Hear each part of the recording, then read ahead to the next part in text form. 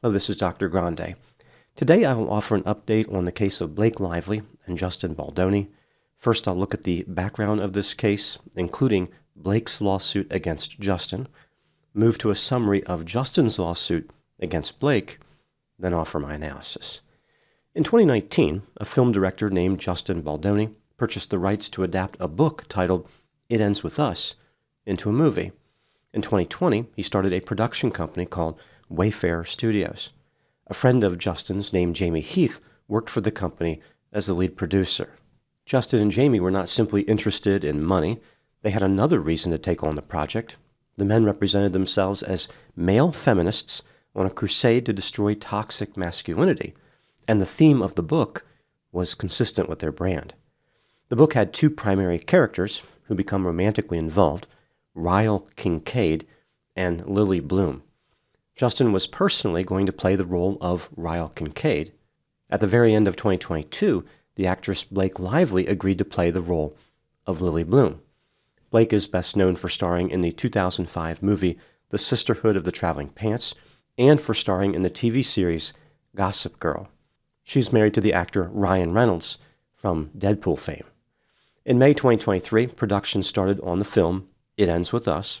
In June 2023, the Writers Guild of America, or WGA, went on strike.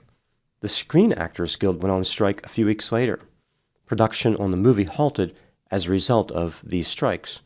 In September 2023, the WGA strike ended. The Screen Actors Guild strike ended in November.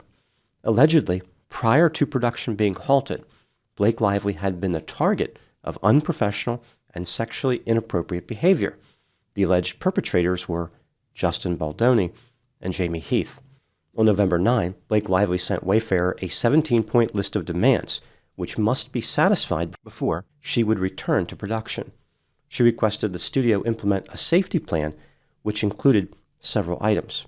For example, no one was to show Blake clothing-challenged images of women, no more improvised kissing, no more entering Blake's trailer when she was not wearing clothing, no more comments about Blake's appearance other than in connection with the character and scene work. An intimacy coordinator must be present anytime Blake was performing a scene with Justin, and there would be no retaliation based on Blake's accusations of harassment. The studio agreed to all Blake's demands. On January 5, 2024, production resumed and was completed on February 9. The movie premiered in August 2024 and was a tremendous success. The film cost $25 million to make and grossed $351 million at the box office. On December 20, 2024, Blake Lively filed a complaint with the California Civil Rights Department accusing Justin Baldoni of sexual harassment and retaliation. 11 days later, she filed a federal lawsuit against him containing the same issues. Here are just a few of Blake's complaints. Justin bit her on the lower lip, kissed her more times than planned, and shot a scene more times than required. During a slow dance scene, which supposedly did not have any sound being recorded, Justin spoke to Blake out of character, as himself. While kissing her neck, he said, "It smells good." Later, when Blake complained, Justin said, "I'm not even attracted to you." After Blake signed on to the movie based on a draft of the script, Justin added graphic content, including an on-camera orgasm. He said it was important because he and his partner climaxed simultaneously. Justin then asked Blake if she and her husband Ryan did the same thing. Justin and Jamie often spoke about having an addiction to clothing-challenged images. They would constantly hug and touch cast and crew. When Blake objected, the men became irritated and cold. Justin told Blake that he could speak to the dead and had spoken to her dead father. Justin called Blake sexy and hot. When she said, "That's not what I'm going for," Justin responded, "I guess I missed the HR meeting." One time when Blake was topless, having body makeup removed, Jamie Heath arrived unannounced at her trailer and demanded to talk to her. Blake agreed but told Jamie to look away, but he kept staring directly at her. Blake said that both Justin and Jamie entered her trailer while she was undressed. As far as the retaliation part, Blake accused Justin of hiring a PR team to launch a smear campaign against her. The idea here was to destroy Blake's reputation before she had an opportunity to publicly voice her complaints against Justin. he was trying to beat her to the punch. The PR specialist engaged with social media to amplify negative content about Blake and suppress negative content about Justin. Blake was portrayed as someone who involved her famous husband to create a power imbalance with the studio and a bully who had a bad reputation in the film industry. Justin indicated that he wanted Blake to be buried. In messages exchanged between PR specialists, they expressed concerns about writing down how they were going to destroy Blake, like they did not want to document something like that. Referring to Justin, one of them wrote, "He has to look at it as an information document for us to be armed with, that's all. Imagine if a document saying all the things that he wants ends up in the wrong hands." Despite these concerns, the social media plan moved forward. The campaign appeared to be effective. Blake was the target of negative articles and unpleasant comments. Among other things, she was accused of being a mean girl, a bully, and of being controlling. Blake argued that Justin's actions caused her stress and anxiety. Justin Baldoni responded to Blake's lawsuit by filing a $400 million lawsuit against her and her husband on January 16, 2025. He also sued the New York Times about 3 weeks earlier because they published an article based on Blake's complaints. Here is a summary of Justin Baldoni's 179-page lawsuit against Blake Lively and Ryan Reynolds. Initially, Blake's involvement in the film seemed to be going well. Justin and Blake engaged in friendly banter and worked collaboratively. For example, there were messages referencing blank hole Blake. Evidently, Blake mentioned how suppositories had met her blank hole. These suppositories were not the only things being inserted. Justin accused Blake of inserting herself into the production process, including dictating what type of wardrobe her character Lily should have. She insisted that Lily had enough money to buy $5,000 shoes. Blake refused to travel 15 minutes to try on clothing and insisted the wardrobe be delivered to her residence.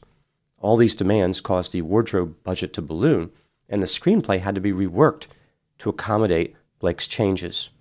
Images of the wardrobe made their way onto social media and led to backlash. Responding to this, Justin had a conversation with Blake and explained how he was the director and she was not permitted to control the wardrobe. He claimed this conversation was later mischaracterized in Blake's lawsuit, where she claimed Justin was commenting on her appearance. The book contained a well-known rooftop scene that made its way into the movie. Blake wanted to rewrite the scene, but Justin was not completely open to this idea. In response, Blake called a meeting, which involved her husband, Ryan Reynolds, and a person who the lawsuit refers to as a mega celebrity. It is widely believed this was Blake's good friend, Taylor Swift. Under enormous pressure from Ryan and Taylor, Justin gave in and allowed Blake to rewrite the scene. Later, during a red carpet interview, Blake indicated that her husband Ryan had rewritten the famous rooftop scene, which contradicted her earlier claim that she was the one who rewrote the scene. Justin Baldoni was concerned about a scene in the movie where he was supposed to lift Blake in the air. This was because he had a prior back injury. Curious about Blake's weight, he asked his trainer how much he thought Blake weighed. This somehow made its way back to Blake and Ryan, which led to a confrontation where Ryan directed expletives toward Justin, allegedly saying, "How dare you blanking ask about my wife's weight? What's wrong with you?" Justin apologized, but Blake and Ryan demanded the lifting scene be removed from the movie.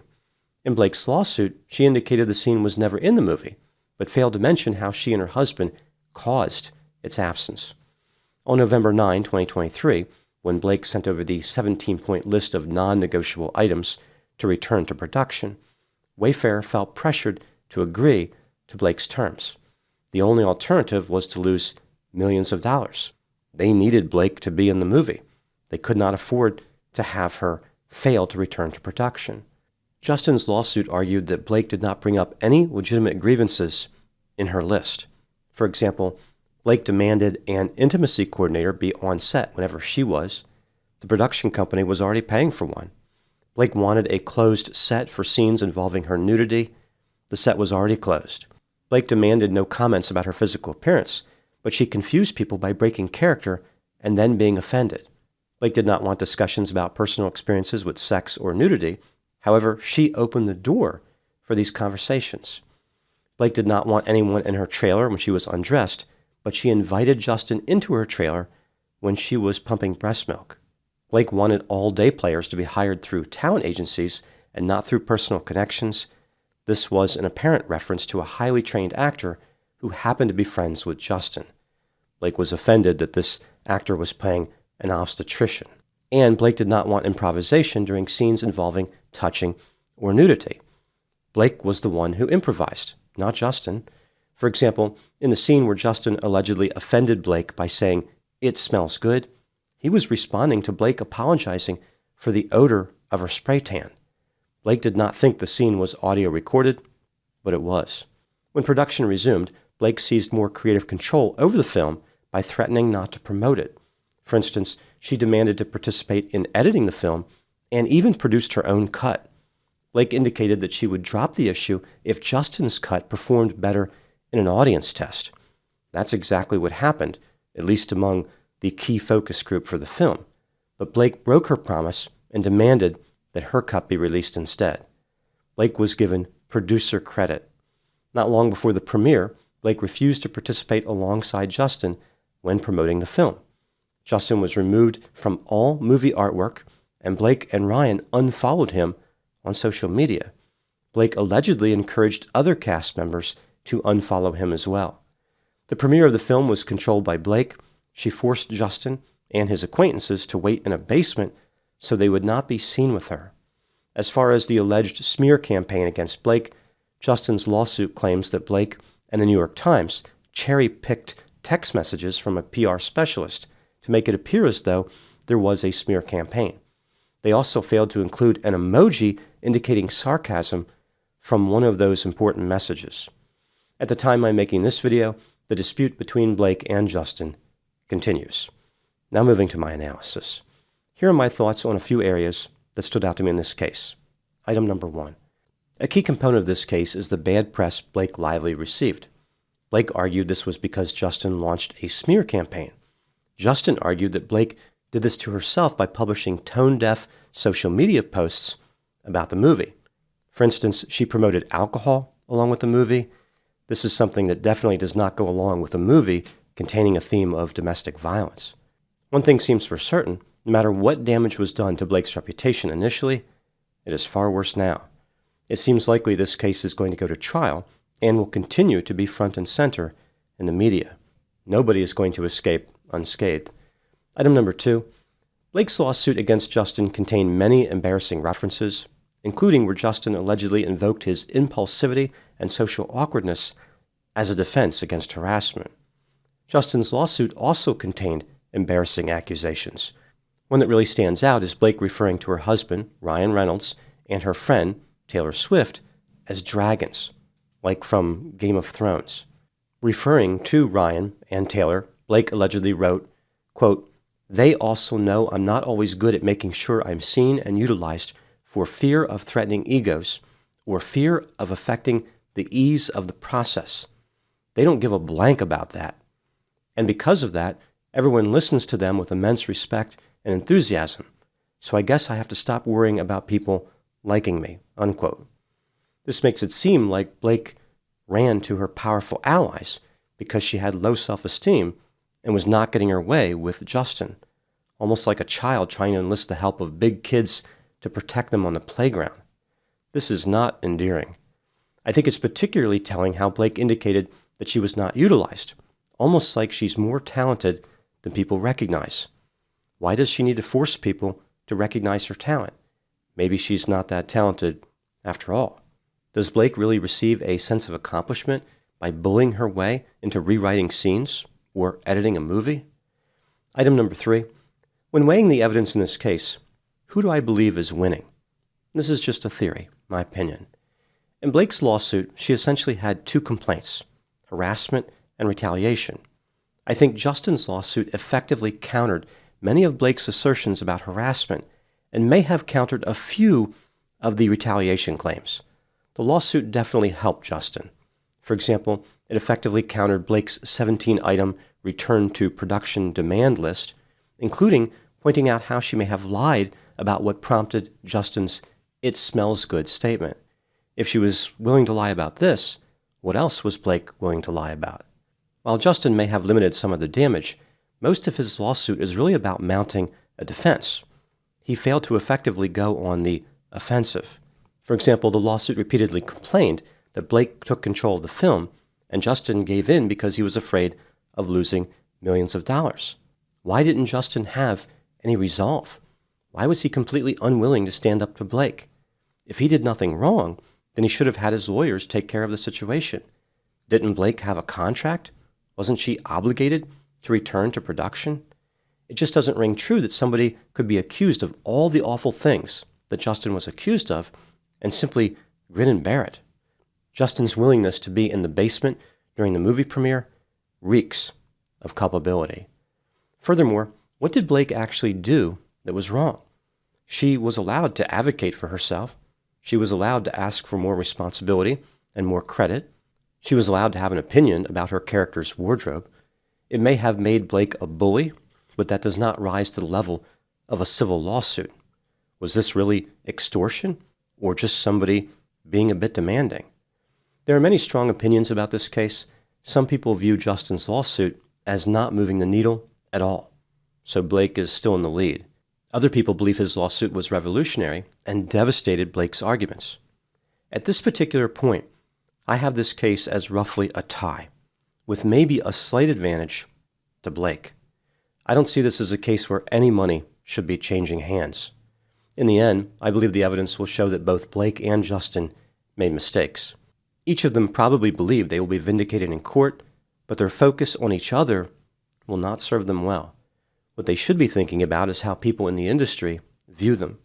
Would anyone who controls the production of a movie want to do business with either Blake or Justin after this whole mess?